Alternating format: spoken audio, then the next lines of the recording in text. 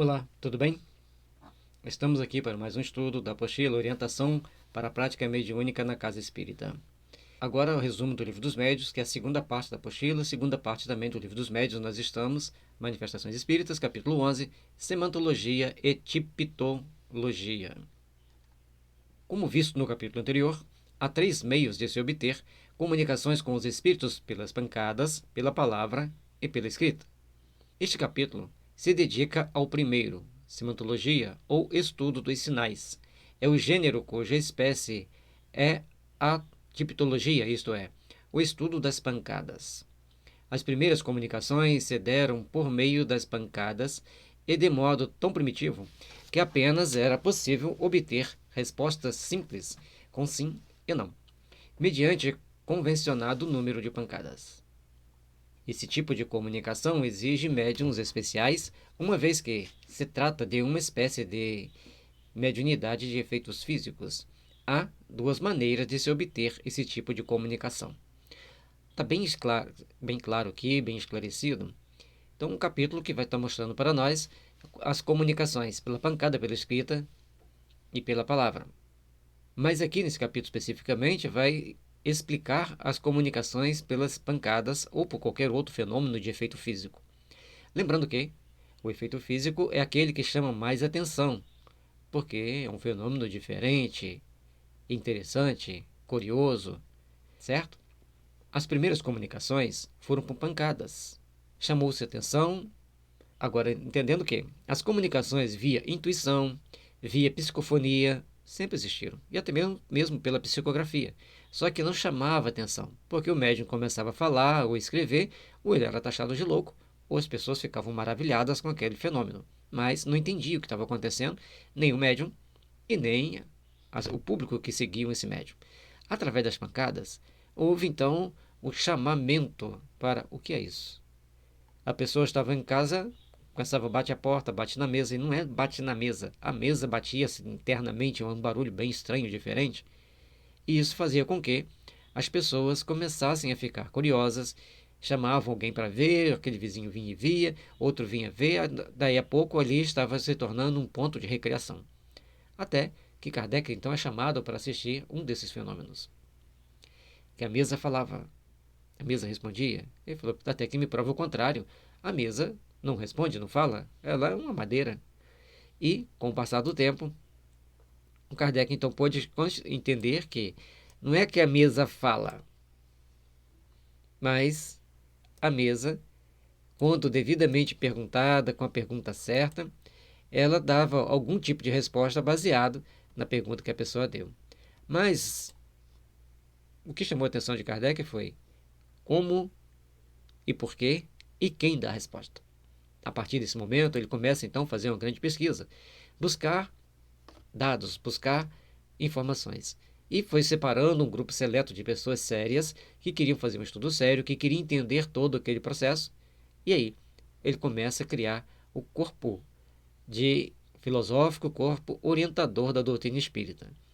Inicialmente, ele cria uma revista. E a revista, então, trazia mensalmente um conjunto de dados que eram vendidos, as pessoas liam, começavam a ficar interessadas, começavam a fazer também pesquisas, mandavam correspondência para a revista, e assim ele ia, a partir desses dados e dessa união de respostas, a criar mecanismos de montar o Livro dos Espíritos, depois o Livro dos Médiuns, depois o Evangelho. A ordem talvez não esteja certa. Aqui eu tenho uma imagem que vai desconfigurar aqui um pouquinho, tá, gente? Mas nós vamos ver aqui, só para a gente ver a ordem dos livros aqui.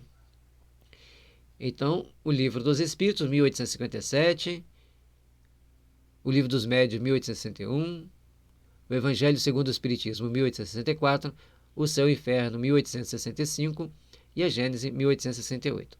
Bom, a tecnologia traz para a gente os dados quando a mente não dá conta de responder como gostaríamos. Bom, a partir desse momento, que tem esse corpo de doutrina, pouco tempo depois, Kardec retorna para o plano espiritual. E seus seguidores, então, têm uma estrutura filosófica muito bem escrita, a parte teórica muito bem descrita, para que pudéssemos seguir com segurança, fazendo os estudos e entendendo essas comunicações. O tipo de comunicação, através das pancadas ou dos efeitos físicos, vai depender muito da capacidade de cada médium, e às vezes vai precisar de mais de um, em alguns casos, para produzir os fenômenos. 1. Tipologia por meio de básculo. Consiste no movimento da mesa que se levanta de um só lado e cai batendo com os pés.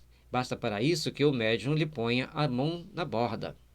Se desejar conversar com determinado espírito, será necessário evocá-lo. Caso contrário, manifesta-se o primeiro a chegar ou o que esteja acostumado a apresentar-se habitualmente. O inconveniente deste método está na brevidade das respostas e na dificuldade de formular a pergunta de modo a permitir a resposta por um sim ou a um não. Item 139. Você fazia a pergunta, a mesa levantava, batia o pé, um pé ou os dois, fazia aquele movimento de báscula, tipo um caminhão basculante. Levanta um lado e fecha. Bom, a resposta era sim ou não, a pancada, às vezes o espírito estava mais irritado, fazia mais barulho, às vezes fazia menos barulho, mas é pancada. Montava normalmente por sim ou não. Tudo foi procurando se aperfeiçoar. Vejamos. Nesse movimento é possível perceber a semantologia, ou linguagem dos sinais, da qual o espírito se exprime fazendo uma espécie de mímica, ou seja, denota a energia da afirmação ou da negação pela força da pancada. Item 140.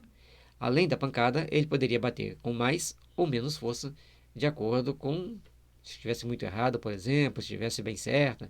Ele sabia também, ali era previsto, a mudança no tom da pancada para que as pessoas pudessem, então, entender que alguma coisa estava ou muito certa ou muito errada. E no início era só diversão. Também expressa a natureza dos sentimentos que os animam. A violência pela brusquidão dos movimentos, a cólera e a impaciência por meio de pancadas fortes e repetidas, como alguém que batesse os pés com raiva, chegando às vezes a jogar a mesa ao chão. Se for um espírito amável e delicado, a mesa se inclinará no começo e no final da sessão, como se estivesse saudando alguém. Se quiser dirigir-se diretamente a um dos assistentes, a mesa se moverá em sua direção com brandura ou violência, conforme deseja testemunhar-lhe afeição ou antipatia. Como a gente vê, os espíritos, através de mímicas, conseguiam fazer uma boa informação, passar informações para chamar a atenção das pessoas, mostrando que tinha uma inteligência por trás de todos aqueles fenômenos que estavam acontecendo. A partir do momento que começa-se então a perceber outros meios, entender outras situações e buscar compreender o que realmente estava acontecendo, Kardec então parte para uma pesquisa. E ele deixa tudo documentado, conforme já vimos até aqui. E da agora para frente vamos ver mais, que vai ficando cada vez mais interessante, porque da agora em diante ele vai estar mostrando detalhe por detalhe do que está acontecendo e como está acontecendo. 2. Tipologia alfabética. Trata-se de uma técnica em que as letras do alfabeto são indicadas mediante um número convencional de pancadas. Sendo então possível se obter palavras, frases e até discursos inteiros. De acordo com o método adotado, a mesa dará tantas pancadas quantas forem necessárias para indicar cada letra, isto é, uma pancada para o A, 2 pancadas para o B e assim por diante, conforme o item 141. Este método é muito lento, mas com o passar do tempo foi possível desenvolver abreviaturas. Vocês veem que a espiritualidade vai colocando as comunicações, facilitando as comunicações sem grande interferência, deixando as pessoas vivenciarem a dificuldade. Então aqui as pessoas começaram então a abreviar as palavras, facilitando a transcrição depois, para a tradução, a pessoa lia aquelas palavras abreviadas, já sabendo como que elas estavam sendo abreviadas. Isso trouxe benefícios e facilidade para o entendimento de que tinha uma inteligência fazendo aquele trabalho. E, lógico, foram aperfeiçoando. Vejamos. A mais frequente consiste na utilização de um alfabeto e de uma série de algarismos e indicadores das unidades. Estando o médium sentado em volta da mesa, uma outra pessoa percorre sucessivamente as letras do alfabeto e a intenção de obter a palavra ou a série de algarismo quando se tratar da indicação de um número. Apontada a letra escolhida, a mesa por si mesma bate uma pancada e escreve-se a letra. Recomeça-se a operação para se obter a segunda, depois a terceira letra, e assim sucessivamente. Se houver engano, a indicação de alguma letra, o espírito previne o equívoco por meio de pancadas repetidas ou de um movimento especial da mesa. O processo, então, recomeça. Item 141. Como vocês veem, a nossa proposta é ler e comentar. Como vocês veem, a espiritualidade e Kardec não foram diretamente para a mão do médium para escrever. Ali foi desenvolvendo um trabalho, em cada momento, em cada situação, um pouco de cada vez, para que conseguíssemos obter um resultado que eram as mensagens. E cada mensagem confirmava ainda mais a existência de uma inteligência, que, conforme nós vimos no início do livro, bem a partir de muitas pesquisas, de muitos estudos, chegou-se à conclusão que era espírito, que até hoje as pessoas não têm uma ideia muito clara de como é o espírito. Certo?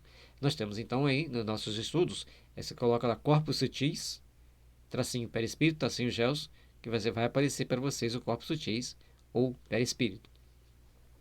Essas duas formas podem ocorrer pela tipologia interna, que consiste em obter pancadas produzidas na própria madeira da mesa, sem nenhuma espécie de movimento.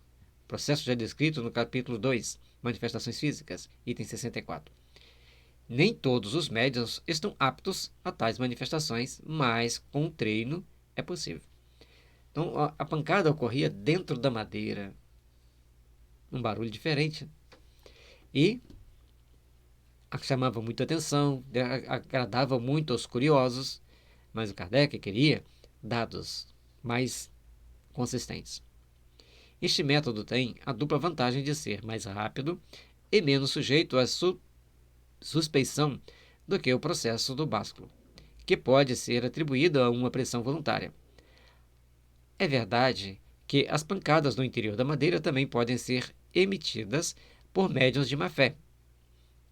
As melhores coisas podem ser simuladas, o que nada prova contra elas. Item 142. Olha que interessante. Tudo poderia ser simulado, mas a partir da observação, da seriedade do grupo que estava ali, ia fazendo essa observação, observando a seriedade do grupo, fazendo todos os testes necessários antes e depois, para evitar certas simulações, para evitar certos constrangimentos do grupo. Entretanto, por mais que se aperfeiçoe esse tipo de comunicação, a tipologia não se compara com a escrita, que é mais rápida e fácil. Por isso, a tipologia vem sendo pouco utilizada, embora tenha a vantagem de ser um fenômeno que impressiona, principalmente aos novatos, e que prova a absoluta independência do pensamento do médium. Importante lembrar que, nesse contexto, que qualquer que seja o meio empregado, os espíritos esclarecidos não se expressam aos caprichos dos curiosos, que desejem experimentá-los por meio de questões despropositadas. Bom, aqui nós vamos ver o alerta primeiro do Kardec. A pancada atrai os novatos, desenvolve nesses novatos a curiosidade, a interpretação mais séria, o entendimento de que tem alguma coisa a mais, mas a gente vai vendo também que os espíritos não se deixam levar por curiosidades e perguntas despropositadas. Isso fica aqueles mais brincalhões. Agora te pergunto, se alguém tem compromisso com a mediunidade, naquela época lá alguém tivesse, e fosse lá assistir uma reunião, que era uma reunião de brincadeira, naquele dia, as respostas seriam sérias? Os espíritos iriam fazer com que as respostas fossem compatíveis com a intelectualidade daqueles novatos que eles queriam atrair para eles? Claro que sim. Então nós temos que prestar atenção, e mais à frente vai ficar bem claro isso, que os espíritos superiores, os bons espíritos, também utilizam de mecanismos e dos mais variados para levar determinadas pessoas a estarem presentes nessa ou naquela condição.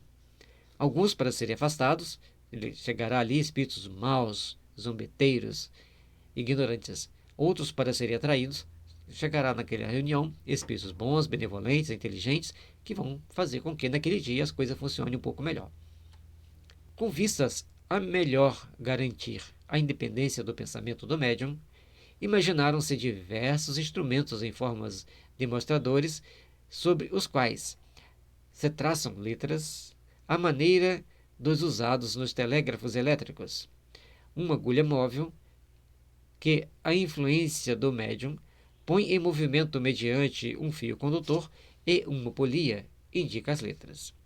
Só conhecemos esses instrumentos pelos desenhos e descrições que têm sido publicados na América, de modo que nada podemos dizer quanto ao valor deles. Aliás, a complicação que denotam constitui, por si só, um inconveniente. Achamos que a independência do médium é perfeitamente comprovada pelas pancadas internas e, ainda melhor, pelo imprevisto das respostas, do que por todos os meios materiais. Acresce notar que os incrédulos, sempre dispostos a ver artifícios por toda parte, estarão muito mais inclinados a supô-lo num mecanismo especial do que numa mesa desprovida de todo e qualquer acessório. Item 143. Os americanos, sempre criando alguma coisa nova e diferente, criaram um mecanismo de polia que fazia com que a agulha mexesse e ela mesma produzisse as letras como num telégrafo. Só que o Kardec mostra que poderia ter certos inconvenientes e certas críticas. Talvez por isso o espiritismo não cresceu tanto como nos Estados Unidos, como cresceu na Europa. Com a continuidade das manifestações espíritas, seguida do seu estudo por pessoas sérias, outras formas de comunicação pela escrita surgiram. Então, as pessoas na Europa, principalmente na França, com mais seriedade, começaram a fazer os estudos e as pesquisas para obterem respostas mais rápidas e mais precisas. Um aparelho muito simples, porém, do qual a má-fé pode facilmente abusar, conforme veremos no capítulo das fraudes, é o que designaremos sob o nome de mesa de Girardin, em atenção ao uso que dela fazia a senhora Émilie de Girardin. Mas, nas numerosas comunicações que obtinha com um médium, é que essa senhora, embora fosse uma mulher de espírito, tinha a fraqueza de crer nos espíritos e nas suas manifestações.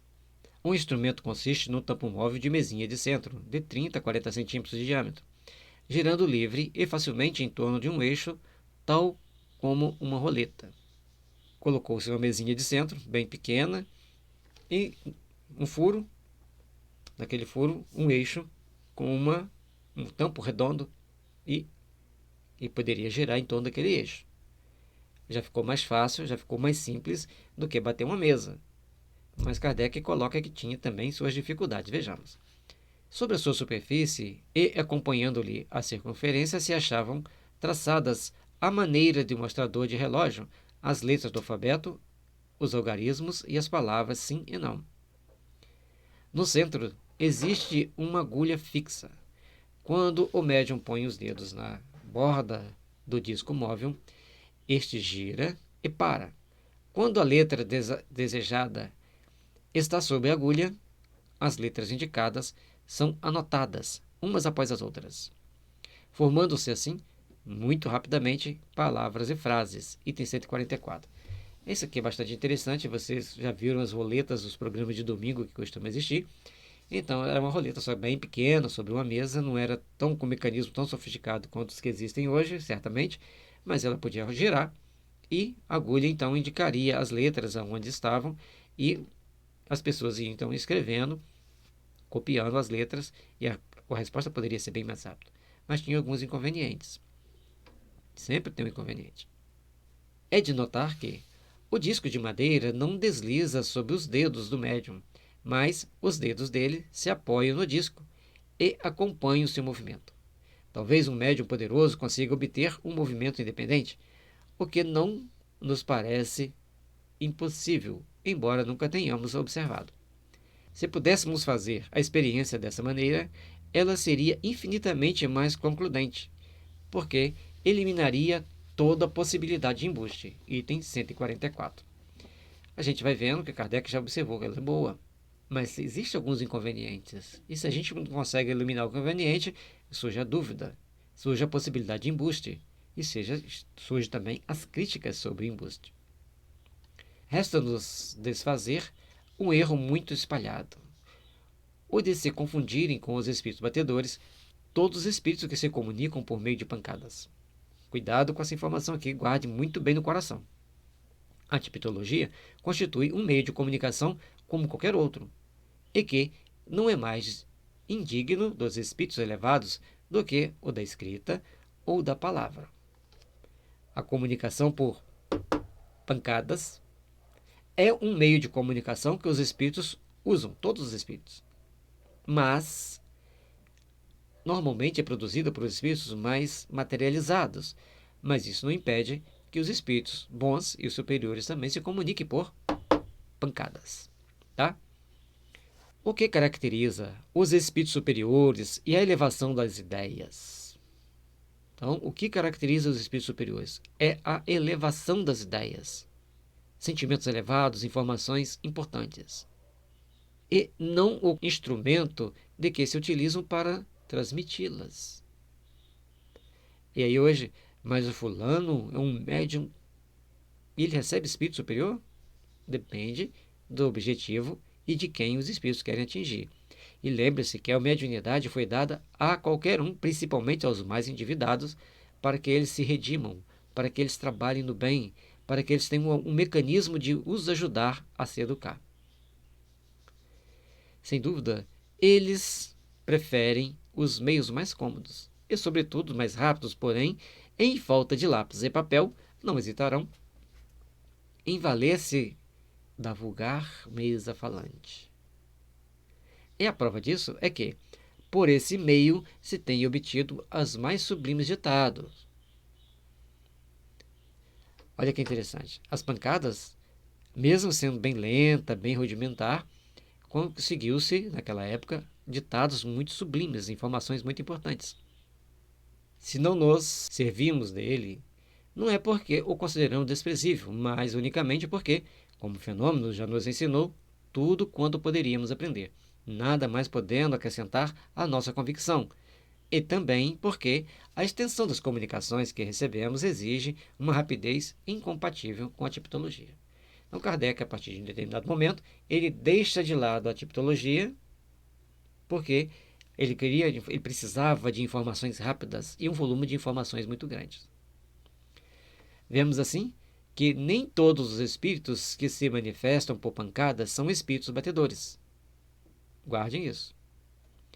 Essa expressão deve ser reservada para os que poderíamos chamar batedores profissionais e que, por esse meio, se deleitam em empregar peças para divertir os outros, em causar aborrecimentos com suas importunações. Pode, algumas vezes, saltar ditos espirituosos, nunca, porém, coisas profundas. Seria, por conseguinte, pura perda de tempo fazer-lhes perguntas de certo alcance científico ou filosófico. A ignorância e a inferioridade que lhes são peculiares levaram os outros espíritos, com justa razão, a qualificá-los de palhaços ou saltimbancos do mundo espiritual. Acrescentemos que, além de agirem quase sempre por conta própria, também são, com muita frequência, instrumentos de que se servem os espíritos superiores quando querem produzir efeitos materiais. Item 145. É importante nós entendermos, então, que esses espíritos batedores, entre aspas, profissionais dessa função, eles estão sempre procurando identificar médiuns que possam lhes oferecer fluidos para os fenômenos físicos, para os efeitos físicos, normalmente para se divertir. E aqui, o Kardec, então, traz para a gente, e a espiritualidade, que eles podem ser usados pelos espíritos superiores. Entendamos uma coisa. No mundo dos espíritos, a força moral prevalece sobre qualquer situação. Então, quando se impõe uma força magnética moral sobre esse ou aquele espírito, sobre esta ou aquela situação, as coisas vão começar a ganhar novos contornos, novas atitudes, novas ações, levando-nos a tomar atitudes e posições de acordo com aquilo que nós estamos vendo. É importante lembrar que não tente fazer evocação de um espírito inferior para um espírito superior vir depois impô-lo as regras que nós queremos obter as respostas. Jamais evoquemos espíritos inferiores. Procuremos sempre fazer a evocação dos bons espíritos, dos espíritos superiores, para que, no decorrer dos acontecimentos, nós tenhamos mecanismos e meios de nos ajudar e de nos recebermos os benefícios necessários ao trabalho que está sendo executado. Todos nós, ao longo da nossa existência, temos que estar sempre atentos em como estamos lidando com cada situação, em como estamos lidando com esses espíritos. E assim, gente, nós chegamos ao final de mais esse estudo. Aguardamos vocês no próximo capítulo. Deixe seu like, comente com seus amigos, compartilhe, ajude o nosso canal. Na descrição tem mais dados úteis a você. Paz e luz, que as bênçãos de Jesus estejam envolvendo você, seus familiares e seus lares, para que todos possamos caminhar com segurança na direção do Pai.